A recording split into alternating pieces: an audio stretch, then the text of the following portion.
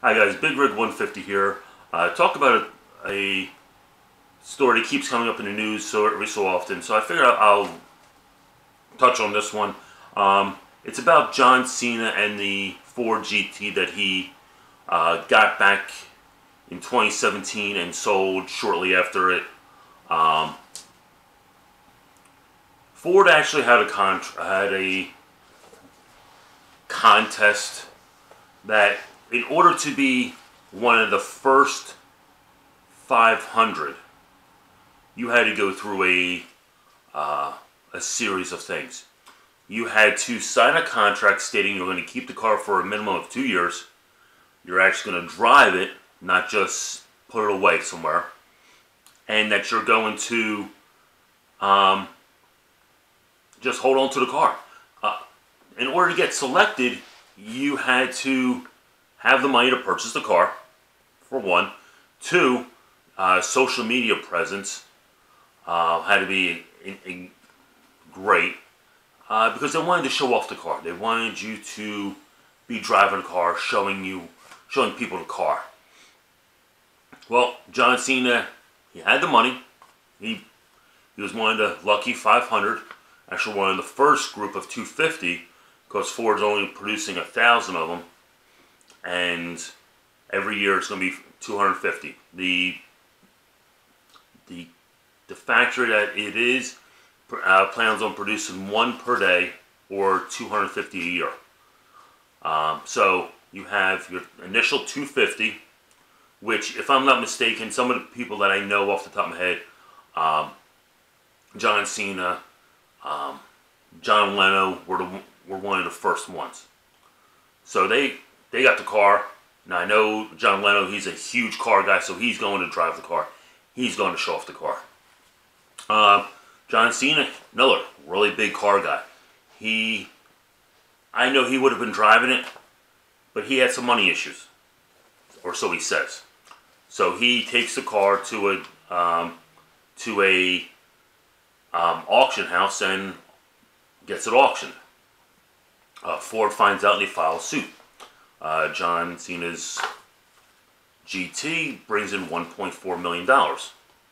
Well, Ford has pretty much an ironclad contract. Now, the details didn't come out as to what John Cena had to pay or what had to be done, but it was out there. Reason this is coming back up again, John Cena's GT is backed up on auction block again. Now, it's not his. He sold it, but the gentleman that bought it, he's now trying to sell it. Well, Ford is trying to stop that sale again because they don't want people selling it right away. Now, mind you, this lawsuit is from December of 2017. So, the first ones that really should be getting sold, if they're going to sell them, should be July, September of 2019. So another year away. And Ford is trying to stop this. They actually did get an injunction, so it couldn't go off at the last auction.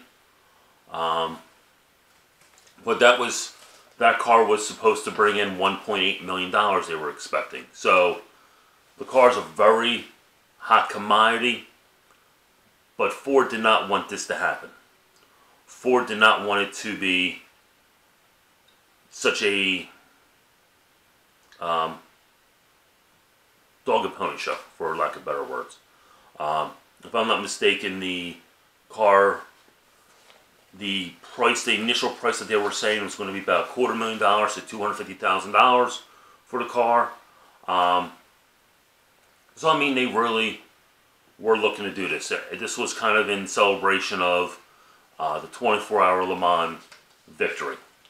Now, this car is special.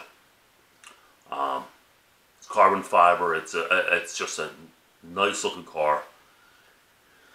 Now, it's got the same 3.5 liter V6 EcoBoost motor that's in the Ford F-150, which has twin turbos.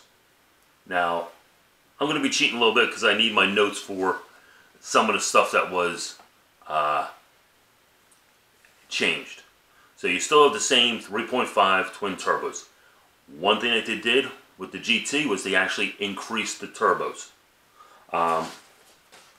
They also made an aluminum intake manifold. They had a custom dry sump lubrication system, a unique crankshaft to get more horsepower, more torque, and a higher strength rotating and timing drive components. Now, I'm a car guy. Some of that I'm not sure about. I had to do a lookup on the custom dry sump for the lubricating, and it boggled my mind because the car is built to go into a corner and actually pick up about 3 Gs, which is quite fast, quite a lot of Gs into a corner for a production car.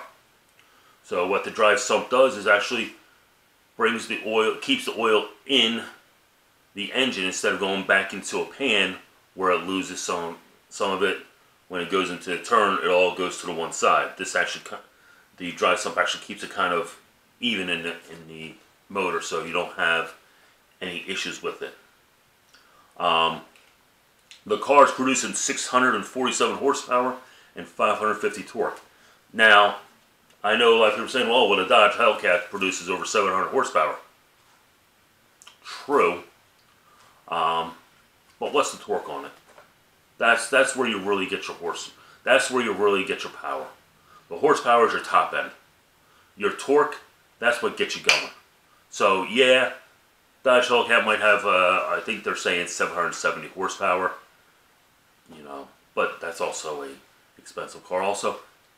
But it's not as iconic, in my opinion, as the Ford GT. I know there's plenty of people that wanted this vehicle. And I actually do feel a little sorry for John Cena for doing this. But you know what? There's a contract. You know what you can't sell the car for 2 years. I feel sorry, but I don't feel sorry because you knew the rules. Now, 2020, October of 2020 is when they're stopping production of the GT. So there's still 2 years left of productions left. So there's going to be a lot of them starting to come out. Like I said, the initial 500 was done from social media and the ability to purchase a vehicle. 2018 model, I'm sorry, the 2019 model year is 250 people out of the original group that got passed over. The 2020 model year for the GT is actually for consumers. Now there's only going to be 250 of them, so there's not going to be a ton of them, but there's going to be 250 for normal customers, as they say in the article. Which begs the difference. $250,000 for a car, that's a lot. Where are you going to drive it in the United States? Where do you need all that horsepower and torque? Now, if you're going to take it to your local drag strip, be careful.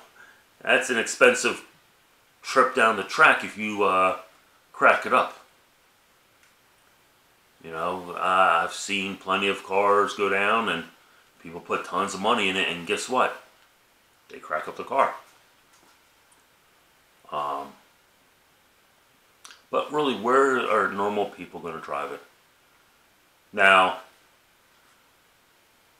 John Cena, John Leno, they're going to drive it around, you know, California, Florida, where they actually have some long stretches of road where you can actually get in on it. Maybe some people that are in the Midwest, they have some open roads. But the East Coast predominantly, the Northeast and Mid-Atlantic states where there's a lot of people, you're not going to be really driving this anywhere. If you're going to drive it on a Sunday morning early. this was just a quick little video I wanted to get about John Cena's GT, because it's back in the news again about how it's being sold again. This is really becoming an issue that Ford's trying to put an end to. If you liked the video, please like, share, subscribe, hit the notification bell. If you have any comments, please leave comments. Please tell friends to check me out. And until then, have a great day, guys.